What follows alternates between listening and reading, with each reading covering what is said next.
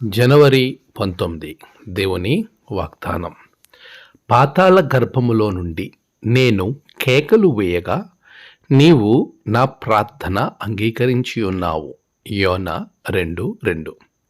మన ప్రభువైన యేసు క్రీస్తు నామంలో మీ అందరికీ ఈ ఉదయము శుభాలు తెలియచేయచ్చు ఉన్నాను.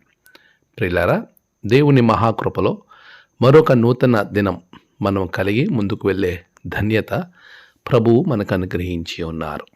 ఈ దినాన్ని బట్టి దేవుణ్ణి నేను ఘనపరుస్తున్నాను. మీరందరూ క్షేమంగా ఉన్నారని నేను తలంచుచూ ఉన్నాను. ప్రియ విశ్వాసి, దేవునిలో కట్టబడడం, దేవునిలో బలం పొందుకోవడం అనేది మనకి కష్టాల్లో నుండి, శ్రమల్లో నుండి నేర్చుకోగలుగుతాం. ఈరోజు వాగ్దానంలో యోనా దేవుని మాట కాదని కష్టాలు తెచ్చుకొని ఆ కష్టంలో దేవునికి ప్రార్థించటం నేర్చుకున్నాడు. పాతాళ గర్భములో నుండి నేను కేకలు వేయిస్తూ ఉన్నాను ప్రభువా, ఆ ప్రార్థన నువ్వు అంగీకరిస్తున్నావు. ఈరోజు దేవునికి మనం దూరంగా వెళుతున్నప్పటికీ ఆయన ఇచ్చిన హెచ్చరికలలో మనము మేల్కొని అక్కడ ప్రార్థించినా కూడా ప్రభు మన ప్రార్థన అంగీకరించి మనకి క్షేమాన్ని ఇస్తాడు. అది మన దేవుని యొక్క కృప, అది మన దేవుని యొక్క ప్రేమ. నీ ఎడల ఆయనకున్న అపారమైనటువంటి కృపను ఆయన కనబరుస్తూ ఉన్నాడు.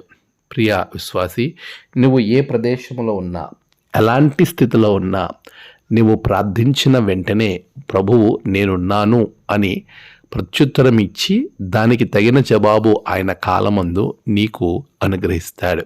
కనుక ఇప్పటి వరకు జరిగిన దానిని గురించి ఆలోచిస్తూ బాధపడక ఇక ముందు జరగవలసిన వాటి కొరకు మోకాళ్ళు ఉన్నాలని ప్రభు నిన్ను పిలుచుచూ ఉన్నాడు.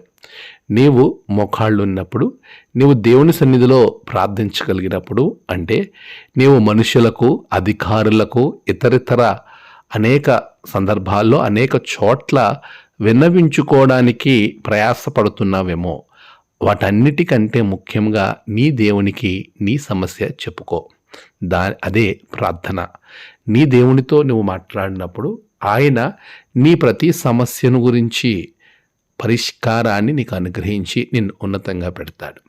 అటువంటి గొప్ప దేవుడు నీకుండగా నీవు లోకం వైపుకి ఎందుకు తిరుగుతున్నావు? నువ్వు ఏ పరిస్థితుల్లో అయితే ఇప్పుడున్నావో అదే స్థితిలో నుండి నీ దేవునికి ప్రార్థన చేయి. ఆయన నీ మనవి అంగీకరిస్తాడు. ఆమేన్. ప్రార్థన. సర్వశక్తిమంతుడా, ప్రార్థన ఆలకించువాడా, నీ బిడ్డలకు నీవు ఇచ్చిన ఈ వాగ్దానం, నేను ప్రార్థన ఆలకిస్తాను, ప్రార్థించు అని మీరు తెలియజేసిన ఈ మాట నీ బిడ్డల జీవితంలో నాటింపచేయండి. ఈ దినము వారి ప్రయాణాలలో, పనులలో, వారు ప్రారంభించిన ప్రతి కార్యములో జయమును దయచేయండి. నీవే వారికి తోడే ఉండండి, సహాయము చేయమని ప్రార్థిస్తున్నాను. నీ ఆత్మతో నింపమని ప్రార్థిస్తున్నాను. అనేకులకు ఆశీర్వాదకరంగా ఉంచండి. నేడు జన్మదినము, వివాహ దినము, ఆయా విశేష దినములు జరుపుకుంటున్న బిడ్డలను బహుగా దీవించండి. ఎవరైతే మా ప్రియులను కోల్పోయి ఉన్నారో అట్టి బిడ్డలకు ఆదరణ దయచేయండి.